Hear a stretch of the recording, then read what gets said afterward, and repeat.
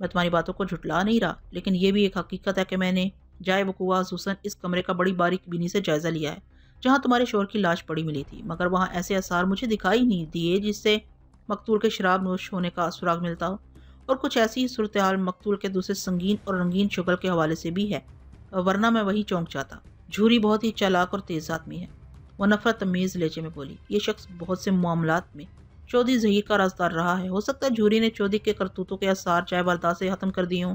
हाँ, ऐसा बिल्कुल हो सकता है, मैंने सोच में डूबे हुए लहजे में कहा। कल रात से मोजा लंगरवाल गया हुआ है, तो उसकी वापसी आज शाम को होगी। फिर वो, मैंने उलझन ज़दा सवालिया अंदाज में जुमला नामुकम्मल छोड़ा तो वो जल्दी से बोली, ये भी तो हो सकता है कि झूरी को डेरे से निकलते हुए देर हो गई हो। वो चौधरी जहीर की खिदमत शिदमत से फारिग होने के बाद लंगरवाल की तरफ गया हो और इसके जाने के बाद कत्ल की यह वारदात पेश आई हो। वो लम्हे भर को मुतवक्किफ हुई, फिर इजाफा करते हुए बोली, असल बात तो इसी वक्त पता चल सकती है जब झूरी लंगरवाल से वापस आएगा और आप इसे कड़ी पूछगिछ करेंगे। पूछगिछ तो मैं इससे ऐसी करूंगा कि इसके आने वाली 7 नस्लों की तारीख मुरतब हो जाएगी, मैंने दांत कचकचाते हुए कहा। यह बंदा मुझे इस केस में बहुत ही अहम और खतरनाक नजर आ रहा है। मुझे उम्मीद है कि इसका इंटरव्यू इस केस के बहुत से ढके छुपे गोशों को बेनकाब कर देगा। वो इस बात पे गर्दन हिलाते हुए बोली, मैं भी कुछ ऐसा ही महसूस कर रही हूँ। वैसे तुम्हारे ख्याल में चौधरी जहीर का कातिल कौन हो सकता है?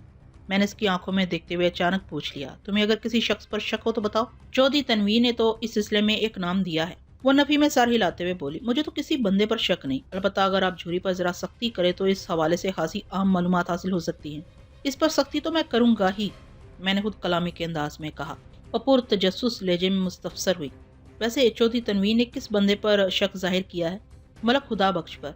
मैंने मज़कूरा शख्स का नाम ले दिया। अच्छा, वो मौजा कर्मा वाली वाला मलक खुदा बख्श? बिल्कुल वही, मैंने इस बात में जवाब दिया और उसे तनवीर के मौक़िफ़ से आगाह कर दिया। मुझे तो इसके इम्कानात बहुत ही कम नजर आते हैं। मैं 5 एकड़ ज़मीन वाले इस झगड़े से अच्छी तरह वाकिफ़ हूँ। वाक़यात के मुताबिक मलक खुदा बख्श ने चौधरी ज़हीर की 5 एकड़ ज़मीन पर नाजायज़ कब्जा कर रखा है, बल्कि ज़मीन के इस टुकड़े की मलकियत के कागजात भी बनवा लिए हैं। ऐसी सूरत में तो मेरे हामंद को मलक खुदा बख्श पर चढ़ाई करना चाहिए थी। मलक खुदा बख्श चौधरी ज़हीर को क्यों कत्ल करेगा या कराएगा, ये बात मेरी समझ से बाहर है। मेरी भी समझ से बाहर है, मैंने तायदी अंदाज में कहा। बाजार कोई ऐसा सबब नजर नहीं आता। फिर छोटे चौधरी ने मलक खुदा बख्श पर शक क्यों जाहिर किया? वो उलझ कर रह गई। ये बात मैं चौधरी तनवीर से जरूर पूछूंगा और इससे पहले मैं उधर मुजा कर्मा वाली में मलक खुदा बख्श को भी चेक करूंगा। हो सकता है कि कोई नई बात सामने आ जाए। हाँ, ऐसा हो सकता है, वो ख्याल अंगेज लहजे में बोली। मैंने फाखरा से मजीद 2-4 सवाल किए, उसे ताकीद की कि वो हमारे दरमियान होने वाली इस गुफ्तगू का जिक्र किसी से न करे, खास तौर पर चौधरी तनवीर को इन बातों की भनक भी नहीं पड़नी चाहिए। वो अगर इस सिलसिले में कोई इस्तफसार करे तो उससे कह दे कि कोई खास बात नहीं हुई। फिर मैंने उसे इस हवाले से चंद मशवरे भी दिए। मैंने वादा किया कि मेरी हदायत को याद रखेगी। उसने वादा किया कि मेरी हदायत को याद रखेगी। मैंने मुतमईन अंदाज में गर्दन हिलाई और फिर जाने के लिए उठ खड़ा हो गया और बावाज़े बुलंद कहा, अच्छा मैं चलता हूँ। इसी लम्हे मुझे ख्वाबगाह के बंद दरवाजे की दूसरी जानब खड़पड़ सी महसूस हुई। फिर ऐसा लगा जैसे कोई बड़ी तेजी से वहां से हटा हो। इस पर असरार नकलो हरकत को फाहरा ने भी भांप लिया था। बेसख्ता वो भी भिड़े हुए दरवाजे की सिमत दिखने लगी। मैं चूंकि चौधरी तनवीर की जासूसी के हवाले से उसे बता चुका था, लिहाजा इस लम्हे इसके जहन में भी अपने देवर का नाम चमक रहा था। सरसराती हुई आवाज में उसने कहा, आपका अंदाजा बिल्कुल दुरुस्त था थानेदार साहब। ठीक है, तुम आराम करो, मैं तुम्हारे देवर को देखता हूँ। ये कहते हुए मैं दरवाजे की जान बढ़ गया। मैं ख्वाबगाह का दरवाजा खोलकर बाहर निकला तो राहदरी में सामने से चौधरी तनवीर आता नजर आया। मुझ पर निगाह पड़ते ही वो तेजी से मेरी सिमत बढ़ा। मैं इसकी अदाकारी पर सुलग कर रह गया। वो ये जाहिर कर रहा था कि मुझे अपनी भावच के कमरे में पहुंचा कर वो वहां से दूर चला गया था और अब मैं उसे जैसे ही दिखाई दिया वो मेरी जानब लपक आया था। मेरे करीब पहुंचकर उसने इस्तरारी लहजे में पूछा, क्या रहा थानेदार साहब? क्या भाभी जान ने कोई ऐसी बात बताई जिससे भाई जी के कातिल तक रसाई मुमकिन हो? मैंने इसके हमरा बाहर की तरफ कदम बढ़ाते हुए गहरी संजीदगी से कहा, वो बेचारी बहुत दुखी है। हामंद की मौत ने उसे बुरी तरह तोड़ कर रख दिया है। इसने मेरे सवालात के जवाब कम दिए हैं और रोती ज्यादा रही है। मैंने भी यही महसूस किया है कि कत्ल की इस वारदात के बारे में ज्यादा नहीं जानती, बल्कि कुछ भी नहीं जानती। मैं ऐसे किसी भी किस्म की मुफीद मालूमात हासिल करने में नाकामयाब रहा हूँ। वैसे एक बात है, मैंने पुर इसरार अंदाज में जुमला अधूरा छोड़ा तो वो तड़प कर बोला, वैसे क्या बात है? मैं दानिस्ता फाखरा से होने वाली बातचीत को चौधरी तनवीर से छुपा रहा था और एक खास प्लानिंग के तहत उसे डील कर रहा था। उसका एक झूठ तो खुलकर मेरे सामने आ चुका था, जो इसने झूरी के लंगरवाल जाने के हवाले से अपनी भावच के कंधे पर बंदूक रखकर बोला था। फाखरा ने भी इसके बारे में मिली जुली राय जाहिर की थी। गोया चौधरी तनवीर की जात मुतनाज़ शक्ल इख्तियार कर चुकी थी। इसके बारे में हतमी तौर पर कुछ नहीं कहा जा सकता था, लेकिन इसकी तमाम तर शक शुबे के बावजूद भी मैं इस वक्त तक तनवीर को छेड़ना नहीं चाहता था जब तक झूरी का मिजाज और खैरियत मालूम न कर लूँ। अगर चौधरी तनवीर किसी भी हवाले से अपने बड़े भाई चौधरी जहीर के कत्ल में मुलविस था तो फिर झूरी का इसका साथ ही ये अलाकार होना लाजमी करार पाता था। इसलिए मैं पहले झूरी से एक तफसीली मुलाकात करना चाहता था। इस मुलाकात के बाद ही चौधरी तनवीर पर मजबूत हाथ डाला जा सकता था। चौधरी तनवीर के इस्तफसार में जो तड़प और तजस्सुस पाया जाता था, इस बात का गुमाज था कि वो अपनी भावज से होने वाली मेरी मुलाकात का अहवाल जानने के लिए बहुत बेचैन है। मैंने अदाकारी जारी रखते हुए बदस्तूर संजीदा लहजे में कहा, तनवीर, वैसे मैंने महसूस किया है कि पाहरा के ख्यालात तुमसे बहुत मिलते जुलते हैं। जी, भाभी जान ने ऐसा क्या कहा है? वो तशवीश भरे लहजे में मुस्तफसर हुआ। मैंने जवाब दिया, तुम्हारी भावज पाहरा को भी करमावाली के चौधरी मलक खुदा बख्श पर शक है। वो इन लोगों को बहुत बुरा भला भी कह रही थी। चौधरी तनवीर के चेहरे पर इत्मीनान की लहर सी दौड़ गई। खासे पुरजोश लहजे में उसने कहा, जनाब देख लें, इस मामले में भाभी जान भी मेरी हम ख्याल हैं। आप मलक खुदा बख्श को जरूर जहन में रखें। तुम इस सिलसिले में बिल्कुल बेफिक्र हो जाओ। मैंने उसका कंधा थपथपाते हुए तसल्ली अमीज लहजे में कहा, मैं अभी मुज़क्कर मवली रवाना हो रहा हूँ। इस दौरान में तुम्हें मेरा एक काम करना होगा। कौन सा काम थानेदार साहब? उसने चौंक कर मेरी तरफ देखा। मैंने कहा, तुमने डेरे पर मुझे बताया था कि झूरी शाम तक मजा लंगरवाल से वापस आएगा, लेकिन अब चूंकि चौधरी जहीर को पेश आने वाले वाक़े की खबर भी वहाँ पहुँचा दी गई है, लिहाजा तवक्को है कि वो लोग शाम से पहले ही आ जाए। तुम्हें ये करना होगा कि जैसे ही झूरी मोजा जंडवाला में कदम रखे तुम उसे मेरे पास थाने भेज देना। मुझे से चंद ज़रूरी बातें करना है। ठीक है जनाब। वो जैसे ही मुझे नजर आया मैं उसे थाने भेज दूंगा। वो फर्मा बरदारी से बोला। मैं अब चलता हूँ, मैंने कहा। उधर थाने में भी बहुत सारे मामलात निपटाने हैं। थानेदार साहब, चौधरी तनवीर ने लज्जाजत भरे लहजे में मुझे मुखातिब किया और बोला, भाई जी की मौत की खबर तमाम रिश्तेदारों को भिजवा दी गई है। मेरा ख्याल है कि दोपहर के बाद से लोग हवेली आना शुरू हो जाएंगे। आपने भाई जी की लाश को चीर फाड़ के लिए सरकारी अस्पताल भिजवा दिया, वो यहाँ आकर किसका मुंह देखेंगे? इस किस्म की हादसात अमवात में पोस्टमार्टम बहुत ज़रूरी होता है चौधरी तनवीर, मैंने समझाने वाले अंदाज में कहा। इससे बाज़ औक़ात ऐसे इंकशाफ होते हैं कि अकल दंग और मनसूबा भंग होकर आ जाता है। 7 पर्दों के पीछे छुपा हुआ कातिल अपनी तमाम तर बेदाग और मजबूत मनसूबाबंदी के बावजूद भी कानून की गिरफ्त में आ जाता है। मैंने लम्हे भर को सांस लेने के लिए मुतवक्किफ हुआ, फिर इजाफा करते हुए कहा, मैं कोशिश करूंगा कि आज ही चौधरी जहीर की लाश का पोस्टमार्टम हो जाए। तुम्हें इस सिलसिले में ज़्यादा परेशान होने की ज़रूरत नहीं। कल दिन में किसी भी वक्त चौधरी जहीर की पोस्टमार्टम शुदा लाश तुम्हारे हवाले कर दी जाएगी। उसने मेरा शुक्रिया अदा किया। मैंने अलविदाई मुसाफा करते हुए उससे कहा, तुम घर को देखो और आने वाले लोगों को संभालो, मैं चलता हूँ। अगर ज़रूरत महसूस हुई तो रात में एक चक्कर लगाऊंगा। जब तक मैं मौजा कर्मावाली से भी होकर आ जाऊंगा। तुम मेरा काम याद रखना। झूरी को थाने भेजने वाला।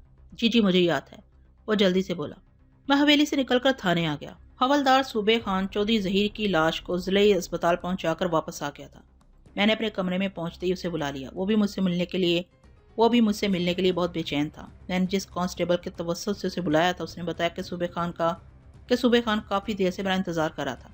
सूबे खान मेरे सामने आकर बैठा तो मैंने इसकी आंखों में देखते हुए इस्तफसार किया, चौधरी की लाश को सही सलामत अस्पताल पहुंचा दिया है ना? जी मलक साहब, वो ठहरे हुए लहजे में बोला। कल पोस्टमार्टम की रिपोर्ट और चौधरी की लाश वापस मिल जाएगी। अच्छी बात है, मैंने ठहरे हुए लहजे में कहा। फिर पूछा, जो पता चला है कि तुम काफ़ी देर से मेरा इंतजार कर रहे थे, हैरियत तो है ना? कोई खास बात? वो मेरे सवाल का जवाब देने की बजाय अपनी जेबें टटोलने लगा। फिर एक तयशुदा कागज़ बरामद करके मेरी जानब बढ़ाते हुए बोला, मलक साहब देखिए ये क्या है। मैंने इसके हाथ से वो तयशुदा कागज़ ले लिया और खोल कर उसे पढ़ने लगा। कागज़ की तहरीर पर मेरी निगाह पड़ी तो मैं चौंक उठा। नहायत ही मुख्तसर अल्फाज में वहाँ लिखा था, चौधरी जहीर की 2 टुकड़े लाश देखकर इन लोगों को इबरत पकड़ना चाहिए जो चौधरी की तरह जालिम और बदकिरदार हैं। अपनी ताकत के बल पर दूसरों की मजबूरियों से फ़ायदा उठाने वालों का एक दिन यही अंजाम होता है। लाली। मैंने इस कागज़ की तहरीर को 2-3 मरतबा पढ़ा, फिर निगाह उठाकर सूबे खान की तरफ देखते हुए इस्तरारी लहजे में पूछा, ये कागज़ तुम्हें कहाँ से मिला और ये लाली कौन है? वैसे नाम से तो मुझे अंदाज़ा हो गया था कि लाली कोई लड़की या औरत होगी। सूबे खान ने मेरे सवाल के जवाब में बताया, मलक साहब ये तयशुदा कागज़ मकतूल चौधरी जहीर की जेब से बरामद हुआ है और लाली कभी इस गांव जंडियाला में रहा करती थी। आपको इस इलाके में तैनात हुए ज़्यादा अरसा नहीं हुआ, इसलिए लाली की कहानी आपको मालूम नहीं। वो तो ठीक है, मैंने मुतदल अंदाज में कहा, लेकिन मैंने चौधरी जहीर की लाश को पोस्टमार्टम के लिए रवाना करने से पहले इसकी अच्छी तरह जामे तलाशी ली थी। अगर ये कागज़ इसकी किसी जेब में मौजूद था तो मेरे हाथ क्यों नहीं लगा? बहरहाल मैंने सांस लेने के लिए तौक़ुफ़ किया, फिर ठहरे हुए लहजे में कहा, मुमकिन है इस कागज़ तक मेरे हाथ और निगाह ना पहुँच सकी हो, लेकिन इस कागज़ की तहरीर तो बड़े खतरनाक अंदाज में इस जानब इशारा कर रही है कि चौधरी जहीर को इबरतनाक अंदाज में मौत के घाट उतारने का सेहरा इस लाली के सर बनता है। मैं ये जानना चाहता हूँ कि ये लाली कौन है और इसकी कहानी क्या है? हवलदार सूबे खान ने एक बोझल सांस खारिज की और बड़े राजदाराना अंदाज में बोला, मलक साहब लाली का असल नाम बुशरा था। वो 1 साल पहले तक इधर जंडियाला ही में रहती थी। मैंने सुना है लाली ने खुदकुशी कर ली थी। मैंने हैरत भरे लहजे में कहा, यानी 1 साल पहले अपनी जान से खेलने वाली लाली अब चौधरी जहीर के कत्ल की जिम्मेदारी का ऐलान कर रही है? ये कैसे हो सकता है सूबे खान? हो सकता है मलक साहब, وہ सहमे हुए लहजे में बोला कि लाली की रूह ने यह कारनामा अंजाम दिया हो।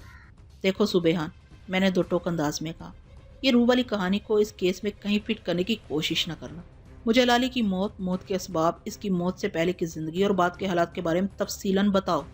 हवलदार सुबेहान मोजा जंडियाला ही का रहने वाला था, लिहाजा वो यहाँ के हालात से बखूबी आगाह था। उसने मेरे सवालात के जवाब में बताया, मलक साहब, कुछ अर्से पहले तक बुशरा उर्फ लाली इसी गांव में रहती थी। इसकी माँ गफूर बीबी का बहुत पहले इंतकाल हो गया था। सिर्फ बाप जिंदा था और लाली का बड़ा भाई यूसुफ। लाली के बाप करमदीन की आरा मशीन थी, जहाँ वो लकड़ी की तराश खराश और कटाई का काम करता था। लाली का भाई यूसुफ इस काम में अपने बाप की मदद करता था। फिर एक रोज करमदीन पर फालज गिरा और वो किसी काम के काबिल न रहा। मजबूरन यूसुफ को आरा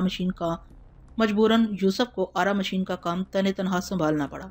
वो मेहनत से घबराने वाला जवान नहीं था, इसलिए फौरन इसने हालात पर काबू पा लिया। किस्सा मुख्तसर, कुछ अरसा मफलूज रहने के बाद करमदीन भी चल बसा और ये दोनों बहन भाई इस दुनिया में अकेले रह गए। सुबेहान सांस लेने के लिए लम्हे भर को मुतवक्किफ हुआ, फिर अपने बयान को आगे बढ़ाते हुए बोला, लाली बहुत ही खूबसूरत और तरादार लड़की थी। इसके हुस्न का चर्चा पूरे गांव में था। उसकी उम्र 19-20 साल ही थी और यूसुफ इससे 5 साल बड़ा था। माँ बाप के इंतकाल के बाद इस खानदान में सिर्फ वही दोनों रह गए थे। इन दोनों में पहले ही मोहब्बत और इत्तेफाक बहुत ज्यादा था और वालिदैन की वफात के बाद तो वो ज़हनी और दिली तौर पर और भी करीब आ गए थे। इनकी जिंदगी बड़े हमवार अंदाज में आगे बढ़ रही थी कि एक अंदोनाक वाक़या पेश आ गया, और ये वाक़या था लाली की खुदकशी का। वो थोड़ी देर के लिए थमा फिर रवां हो गया। जिसने भी सुना उसे लाली की अफसोसनाक मौत का यकीन न आया, लेकिन यकीन करने के सिवा कोई चारा भी नहीं था। इस बात में किसी शक व शुबे की गुंजाइश नहीं थी कि लाली ने अपनी गर्दन में मौत का फंदा डालकर खुदकशी कर ली थी। इसकी बेजान झूलती हुई लाश छत से लटकी हुई मिली थी। सुबह खान ने लाली के अंजाम का तस्वुर करके एक छुरछुरी ली और अपनी बात को आगे बढ़ाते हुए बोला, लाली की मौत ने यूसुफ को बुरी तरह मुतासर किया था। वो काफी दिनों तक पागलों की तरह इधर उधर घूमता रहा। फिर एक रोज वो सब कुछ छोड़ छाड़ कर गायब हो गया। गायब हो गया? क्या मतलब? मैंने सरसराते हुए लहजे में पूछा। वो बोला, जनाब, यूसुफ अचानक लापता हो गया था। ये कोई 1 साल पहले की बात है। वो अपना घर बार, आरा मशीन, कारोबार सब कुछ छोड़कर कहीं चला गया था और आज तक लौट कर वापस नहीं आया। फिर उसे यहाँ जंडियाला में या कहीं और देखा नहीं गया। बाज़ लोगों का ख्याल है कि यूसुफ ने लाली की मौत से दिल बर्दाश्ता होकर अपनी जान ले ली होगी, लेकिन उसने कब, कहाँ और कैसे खुदकशी की, ये बात किसी को मालूम है, ना ही सामने आ सकी। रफ्ता रफ्ता इस मामले पर मिट्टी पड़ती गई और आज यहाँ से कोई भी याद नहीं करता। मेरे जहन में हलचल मची हुई थी और मुतअद्दिद सवालात उभर कर सामने आ रहे थे, जिनके जवाबात सुबेहान ही दे सकता था। मगर इन सवालात से पहले मुझे इससे एक नहायत ही अहम सवाल पूछना था। मैंने हजान भरे अंदाज में इस्तफसार किया, सुबेहान, तुमने लाली की तारीख और जोग्राफिया को तो बड़ी तफसील से बयान किया, लेकिन मुझे अभी तक एक सवाल का जवाब नहीं मिला, और वह सवाल था लाली की मौत के असबाब से मुतालिक। जनाब, वो खनकार कर गला साफ करते हुए बोला, लाली की मौत का सबब तो आज तक सामने नहीं आ सका, लेकिन बाज लोगों को ढके छुपे अल्फाज में ये कहते हुए सुना गया है कि इसकी मौत का जिम्मेदार चौधरी जहीर था। वो चौधरी जहीर के किसी करतूत के हाथों मजबूर होकर खुदकुशी की राह पर गई थी, लेकिन जंडियाला के लोग चुके चौधरी जहीर के खिलाफ जुबान खोलने की हिम्मत नहीं कर सकते, लिहाजा ये बात आम नहीं हो सकी। हो सकता है कि चौधरी की मौत के बाद ये किस्सा उछाला जाए। आपसे पहले इस थाने में जो इंचार्ज साहब थे वो पूरी तरह चौधरी जहीर की मुट्ठी का चावल बने हुए थे। हमें मजबूरन इनके सामने चुप रहना पड़ता था, लेकिन अब सूरत हाल मुख्तलिफ नजर आ रही है। आपने इस थाने का चार्ज संभालिया और चौधरी भी बाकी नहीं रहा। तुम बिल्कुल ठीक कह रहे हो सूबे खान, मैंने पुरअज़म लहजे में कहा। अब वाकई सूरत हाल बदल चुकी है। मैं इस बात पर तो यकीन नहीं रखता कि चौधरी जहीर के कत्ल में बुशरा और लाली की रूह का हाथ है, लेकिन ये ऐन मुमकिन है कि लाली के भाई यूसुफ को अपनी बहन की अंधोनाक मौत का सबब मालूम हो गया और इंतकाम की आग में कुंदन बनने के बाद इसने ये सनसनीखेज कदम उठाया हो। चौधरी की 2 लखत लाश को देखकर फौरी तौर पर ज़हन किसी बड़ी आरी या आरा मशीन की तरफ जाता है और यूसुफ का माजी इस इम्कान की तस्दीक करता हुआ दिखाई देता है। आरा मशीन और यूसुफ का आपस में बड़ा गहरा ताल्लुक रहा है। अगर हम यूसुफ को ढूंढने में कामयाब हो जाएं तो चौधरी जहीर के कत्ल के मामले को चुटकी बजाते में हल किया जा सकता है। आप बिल्कुल ठीक कह रहे हैं मलक साहब, हवलदार सोच में डूबे हुए लहजे में बोला। मुझे भी कुछ ऐसा ही महसूस हो रहा है, मैंने कहा। इस सिलसिले में कोई कदम उठाने से पहले मैं मकतूल चौधरी जहीर के हवाले से चंद बातों की तस्दीक करना चाहता हूँ, और इस सिलसिले में तुम मेरी मदद करोगे। तुम इसी गांव के रहने वाले हो, लिहाजा तुमसे ज्यादा और कोई जानता नहीं होगा। हवलदार ने अपने ताबुन का पूरा यकीन दिलाया तो मैंने इसे मकतूल चौधरी की रंगीन मिजाजी के बारे में कुरेद कुरेद कर पूछना शुरू कर दिया। मैं इस सिलसिले में फाखरा से भी चंद कहानियां सुनकर आया था। सुबेहान ने इन तमाम कहानियों की तस्दीक कर दी तो आखिर में मैंने इससे कहा, ठीक है, तुम थोड़ी देर के लिए मुझे तनहा छोड़ दो। मैं इस नतीजे पर पहुंचना चाहता हूं कि आगे कैसे बढ़ा जाए, और हाँ, फिलहाल किसी और से इस धमकी अमेज कागज का जिक्र न करना। आप फिक्र न करें मलक साहब, वो सीने पर हाथ रखते हुए बोला। बस सबसे ज्यादा आपका वफादार हूँ। फौरी तौर पर मेरे जहन में यही आया कि तुम मुझसे पहले वाले थानेदार इंचार्ज को भी इसी तरह सीना ठोंक कर अपनी वफादारी का यकीन दिलाते होगे। हवलदार के जाने के बाद मैं गहरी सोच में डूब गया। حوالدار اسپتال سے جو طے شدہ کاغذ لایا تھا وہ اس کے بقول مقتول چودھری ظہیر کی ایک جیب سے برآمد ہوا تھا۔ ظاہر ہے وہ کاغذ مقتول کی جیب میں قاتل نے رکھا ہوگا اور اس طرح گھسا پھنسا کر رکھا ہوگا کہ میری متلاشی نگاہ میں نہ آ سکا۔ مذکورہ دھمکی امیز رکا تحریر کی روشنی میں کسی لالی کی کاستانی نظر آتا تھا، مگر میری تازہ ترین معلومات کے مطابق بشرا عرف لالی نے لگ بھگ 1 سال پہلے خودکشی کر کے اپنی جان لی تھی۔ میں ایک عملی اور منطقی انسان تھا، ہر سمجھ میں نہ آنے والی اور پراسرار بات کو بھی تجربے اور منطقی کسوٹی پر گھس کر پرکھتا تھا، لہٰذا میں کسی بھی قیمت پر حوالدار سبحان کے انداز میں نہیں سوچ سکتا تھا۔ وہ تو یہی سمجھ رہا تھا لالی کی روح نے چودھری ظہیر سے بھیانک انتقام لیا، لیکن میں کسی اور ہی زاویے پر دماغ کھپا رہا تھا۔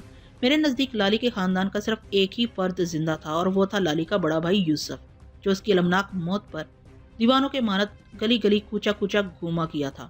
اگر یہ بات 100% درست تھی کہ لالی نے چودھری ظہیر کے کسی جبر کے نتیجے میں دل برداشتہ ہو کر خودکشی کی تھی اور اس تلخ حقیقت کو کسی بھی طور یوسف نے پا لیا تھا، تو چودھری ظہیر کے قتل کا ذمہ دار اسے ٹھہرایا جا سکتا تھا۔ یوسف کو اپنی بہن سے بے پناہ محبت تھی، وہ لالی کو برباد کرنے والے کسی بھی شخص کو کسی قیمت پر معاف نہیں کر سکتا تھا، چاہے وہ جنڈیالہ کا طاقتور چودھری ظہیر ہی کیوں نہ ہو۔ محبت انسان کو اتنا مضبوط بنا دیتی ہے کہ وہ سر بفلک پہاڑوں سے ٹکرانے کا حوصلہ رکھتا ہے اور موت کی آنکھوں میں آنکھیں گاڑ کر اسے سرد مہری سے گھونے کی ہمت کر سکتا ہے۔ یہ عین ممکن تھا کہ یوسف ایک سوچے سمجھے منصوبے کے تحت جنڈیالہ سے غائب ہو گیا ہو اور اس نے کچھ ایسا رک کر خود کو مضبوط کیا ہو۔ اس دوران میں وہ کسی ذریعے سے چودھری ظہیر کے معاملات پر بھی نگاہ رکھے ہوئے ہو، اسے ایسے کسی موقع کی تلاش ہو جب چودھری کو اپنے انتقام کا نشانہ بآسانی بنایا جا سکتا ہو، اور پھر گزشتہ رات اسے وہ سنہری موقع مل گیا ہو۔ اس نے اپنے ذرائع سے پتہ چلا لیا ہو کہ اس رات مقتول چودھری ڈیرے پر اکیلا ہی ہوگا۔ اس نے سینے میں کھولتے ہوئے انتقام کے آتش فشاں کو سرد کر لیا اور اس رکے کے ذریعے لالی کا نام استعمال کر کے وہ خوف و دہشت پھیلانے کا ارادہ رکھتا ہو، وغیرہ وغیرہ۔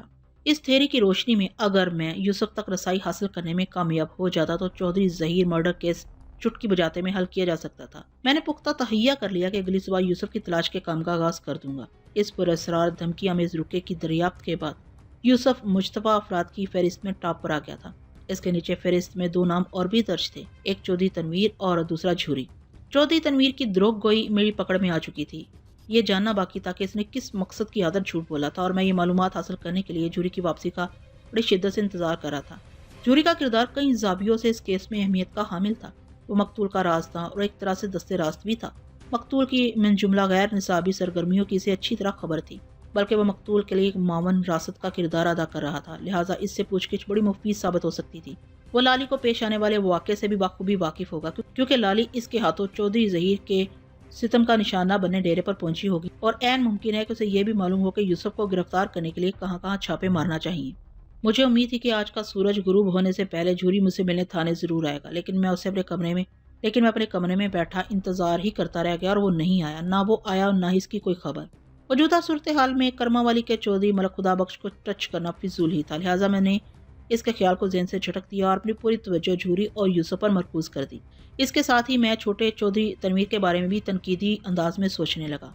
اگلے روز دوپہر سے تھوڑا پہلے مقتول چودھری ظہیر کی لاش اسپتال سے آ گئی۔ میں نے گزشتہ روز ضلعی اسپتال کے ڈاکٹر خاص، یعنی وہ سرجن جس نے لاش کا پوسٹ مارٹم کرنا تھا، اسے خصوصی درخواست کی تھی وہ اس کام کو جلد از جلد نپٹا دے، اور یہ میری اس درخواست کا نتیجہ تھا۔